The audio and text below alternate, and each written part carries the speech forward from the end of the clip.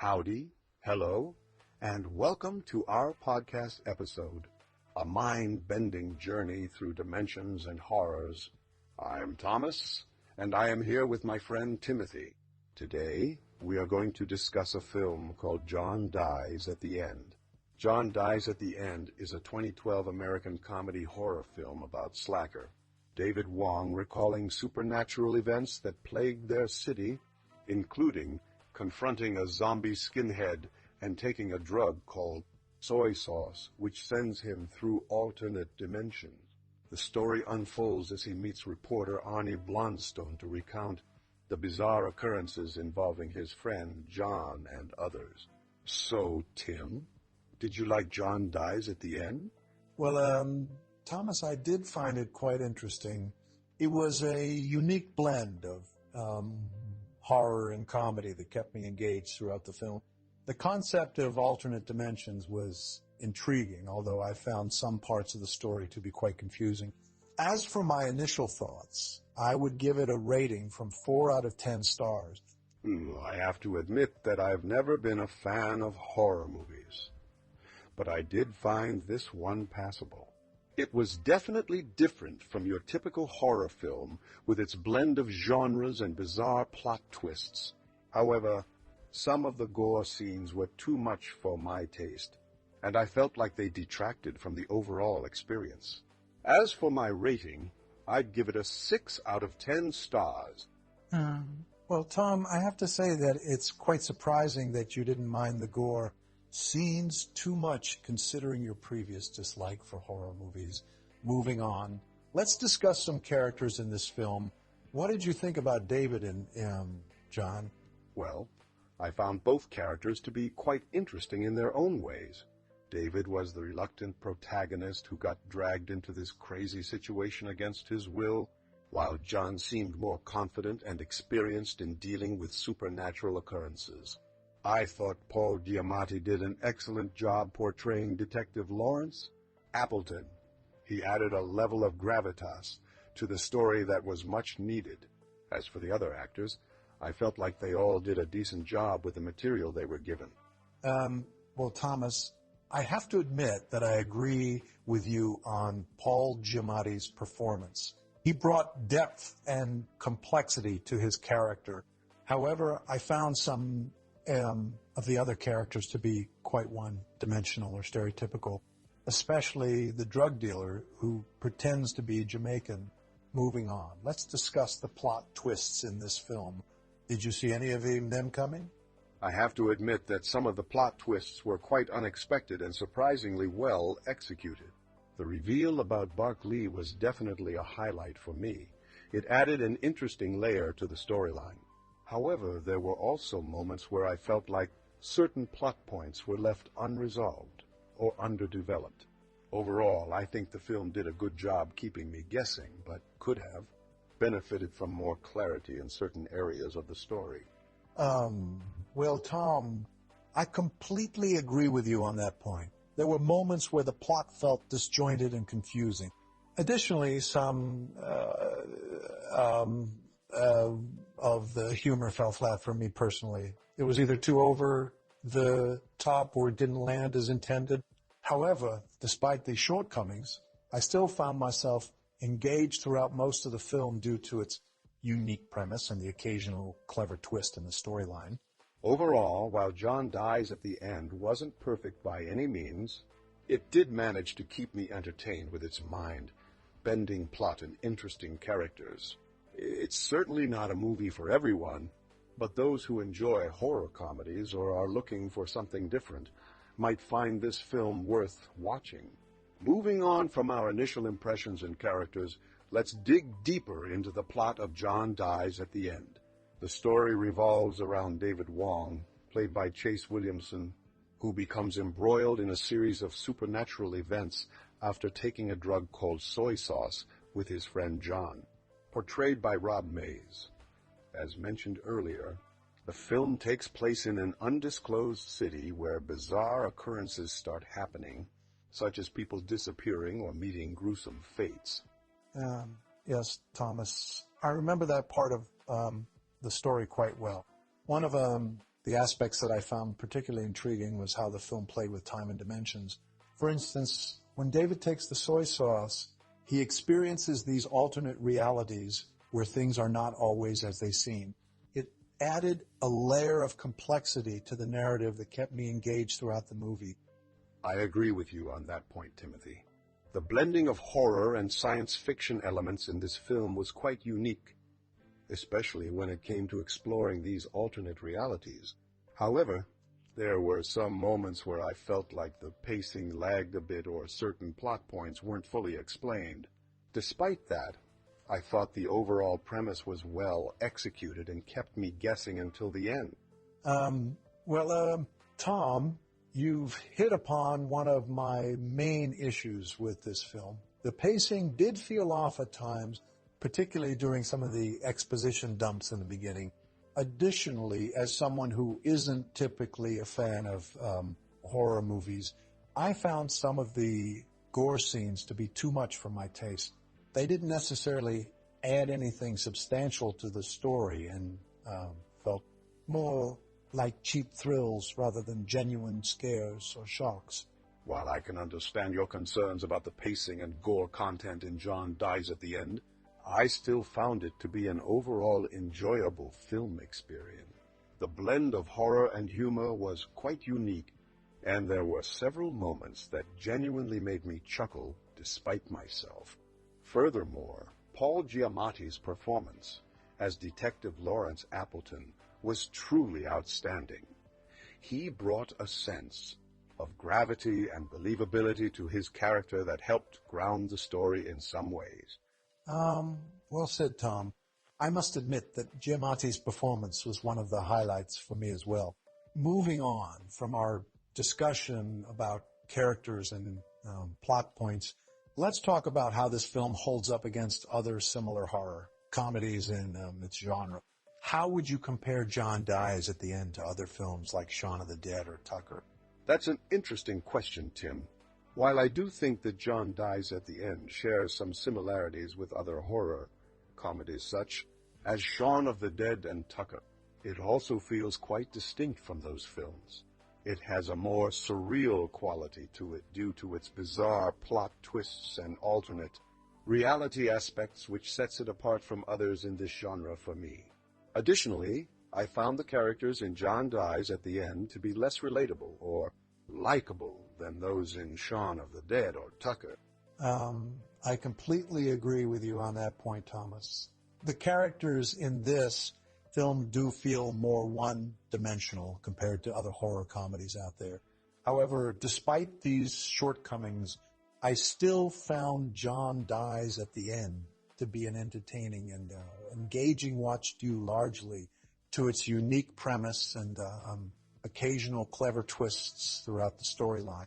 Overall, while John Dies at the End may not be without its flaws or issues for certain audiences, I still think it's an enjoyable film that offers something different from other horror comedies out there. It may not appeal to everyone due to its gore content and sometimes confusing plot points, but those who appreciate dark humor and mind-bending storylines might find this film worth checking out. Now, Timothy, I'd like to shift our discussion slightly and talk about something that I thought was quite interesting in this film, the soundtrack. How would you describe it? Well, Thomas, I have to admit that the soundtrack for John Dies at the End was quite unique. It had a mix of electronic music, industrial sounds, and even some hip-hop elements. The composer Steve Moore did an excellent job creating a distinctive atmosphere throughout the film that perfectly complemented its bizarre storyline. Yes, I agree with you there, Timothy. The soundtrack definitely added another layer to the overall experience of watching this movie. In particular, I remember one scene where they're in this alternate dimension and the music just goes completely bonkers. It was like a sensory overload, but in a good way. Absolutely, Tom. That scene you mentioned really stood out to me as well. Yeah. It was one of those moments where you could tell that the filmmakers were having fun pushing the boundaries of what's acceptable or even coherent in terms of sound design and music choice. I think it paid off because it added a sense of unpredictability that kept me engaged throughout that particular scene. Speaking of engagement, Tim, one thing I noticed about John Dies at the End is that it seemed to be somewhat divisive among viewers. Some people loved its quirky charm and unique storytelling style, while others found it confusing or even frustrating.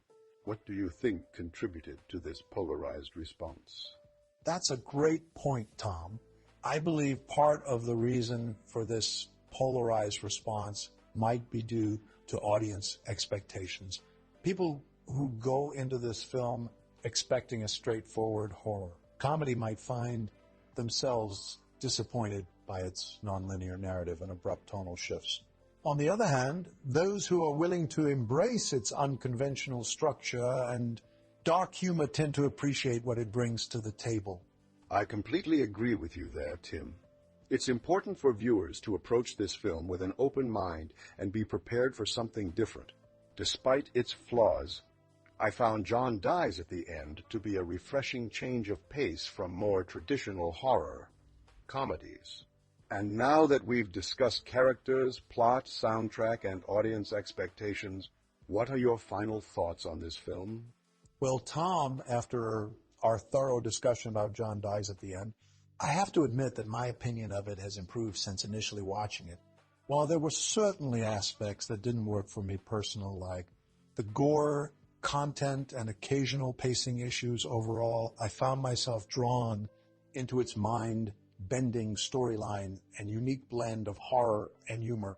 I would give it a rating from 6 out of 10 stars with an added point for its innovative soundtrack. Well said, Timothy. Moving on from our discussion of the film as a whole, let's talk about some of the performances that stood out to us. Starting with Paul Giamatti, who played Detective Lawrence Appleton. His role in this movie was quite interesting, given how he had to balance between being a serious authority figure and embracing the absurdity of the story. What did you think about his performance, Timothy? I agree with you there, Tom. Paul Giamatti's portrayal of Detective Appleton was definitely one of the highlights for me as well. He brought a sense of gravitas and believability to his character that helped ground the story in some ways, even when things got really weird. Additionally, I thought Chase Williamson did an admirable job playing David Wong, considering how much his character had to go through over the course of the film. Absolutely. I think both Paul Giamatti and Chase Williamson did a fantastic job bringing their characters to life. Their on-screen chemistry was quite convincing, which added another layer of depth to their relationship as they navigated through this bizarre world together. What about Rob May's performance as John? Do you have any thoughts on that character and his portrayal by the actor? Well, Tom, I think Rob Mays also did a decent job playing John. However, I felt like his character wasn't as fleshed out compared to David or Detective Appleton. There were moments where he seemed more like a sidekick than an actual main character with his own arc or development. That being said, I think Mays brought some charm and humor to the role, which helped balance out some of the darker elements in the story. Agreed. Now that we've discussed the main characters and their performances, let's shift our focus back to the film itself for a moment. One aspect that I found particularly interesting was its exploration of themes like mortality, existential dread, and the human experience in the face of extreme circumstances. What did you think about these thematic elements in John Dies at the End? While I agree with you that these themes were present throughout the film, Tom, I felt like they weren't quite as well developed or integrated into the story as they could have been. There were moments where it seemed like the filmmakers were trying to make some profound statements about life and death, but then would quickly revert back to more comedic or action-oriented scenes without fully resolving those thematic threads. That's a fair point, Tim. However, I also think that the film's handling of these themes might be open to interpretation by viewers. Some may find deeper meaning in certain scenes or character arcs, while others may not connect with them as much. Despite its shortcomings in this area, I still believe that John Dies at the End is an entertaining and thought-provoking film that deserves attention from horror fans and those who appreciate unconventional storytelling alike. Absolutely. In conclusion, while there were aspects of John Dies at the End that didn't work for me personally or could have been improved upon, I think it's a film that definitely has its merits and will appeal to certain audiences. The unique blend of horror, sci-fi, humor, and thematic elements makes it stand out from other movies in the genre. Overall, I would rate it a solid 6 out of 10 stars for its innovation and entertainment value despite some flaws in execution. Absolutely, Timothy. I couldn't agree more. Now, moving on from our discussion of characters and plot development, let's delve into the direction of this film. One aspect that particularly stood out to me was director Don Coscarelli's ability to maintain a consistent tone throughout its runtime. It can be quite challenging for filmmakers to balance horror, comedy, sci-fi, and drama elements in such an unconventional way while still keeping the audience engaged. However, I believe that Coscarelli succeeded in doing just that. What are your thoughts on his direction of this film? That's a great point, Thomas. The tone of John Dies at the End is definitely one of its strongest suits.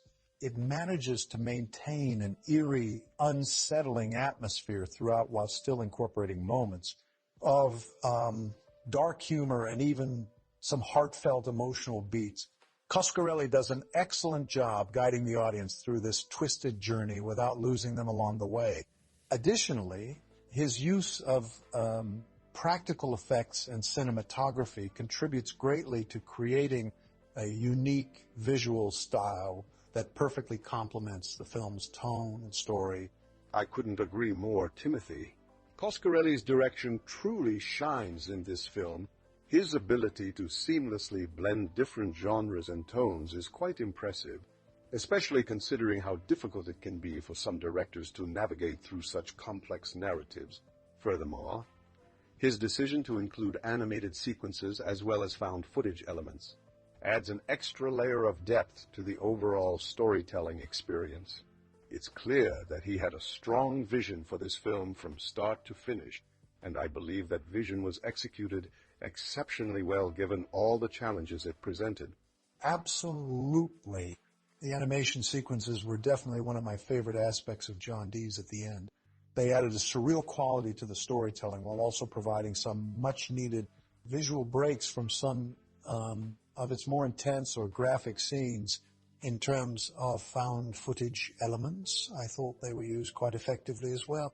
They helped ground the narrative in a sense of realism and authenticity while also allowing for some creative storytelling devices such as character perspective shifts and nonlinear timelines.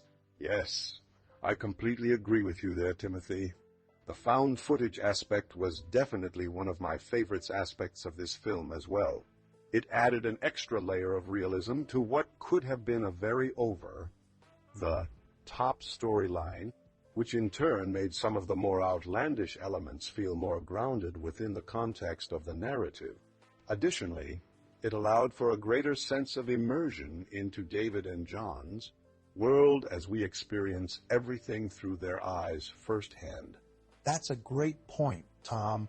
The found footage element not only adds realism, but also helps create an emotional connection between the audience and the characters.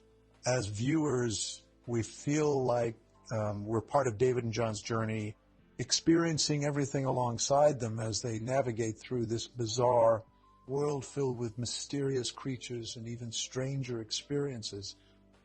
Absolutely, Timothy. Overall, I found Don Coscarelli's direction to be absolutely fantastic in this film.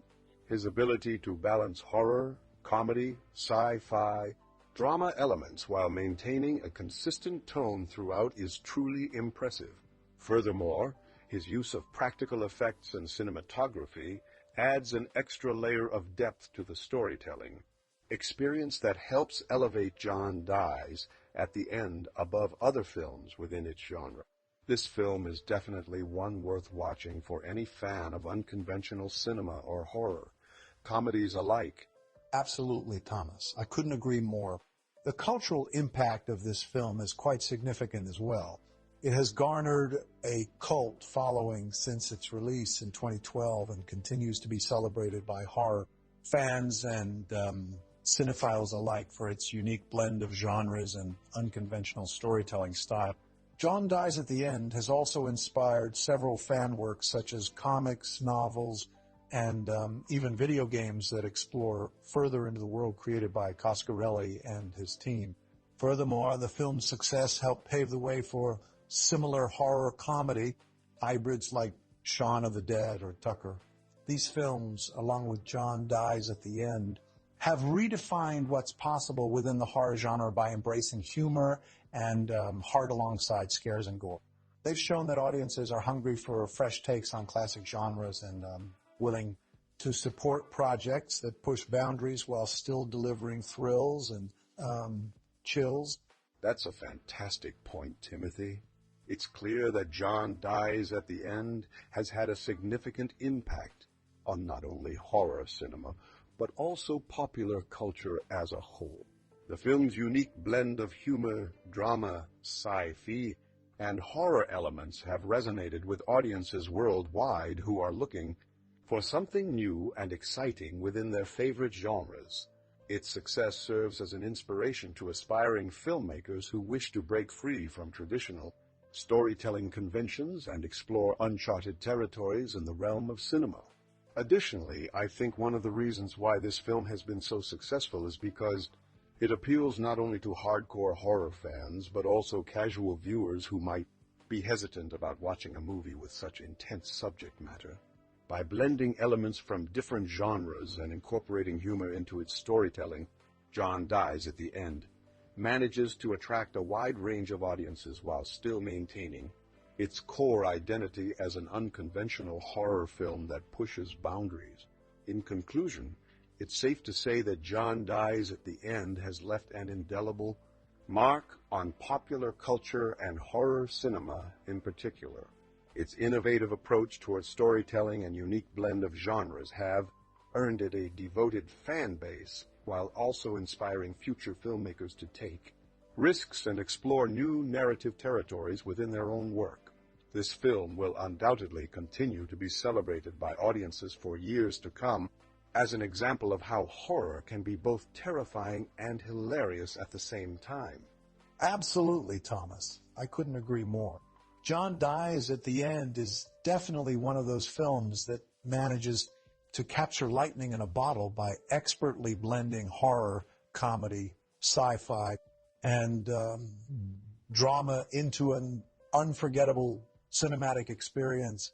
Its innovative approach towards storytelling, combined with its unique visual style, has left an indelible mark on the genre and popular culture as a whole. And that's a wrap for tonight's podcast.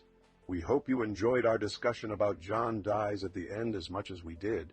This film truly is one of those rare gems that manages to appeal to a wide range of audiences, despite its unconventional subject matter. Whether you're a horror fan, a sci-fi enthusiast, or simply looking for something new and exciting at the movies, this film is definitely worth checking out. So don't forget to subscribe, and leave us a comment below telling us what you thought about John Dies at the End. We'd love to hear from our fellow horror enthusiasts and cinephiles alike. And who knows, your thoughts might just inspire our next podcast discussion. Until next time, this has been Timothy and Tom signing off. See you in the next one.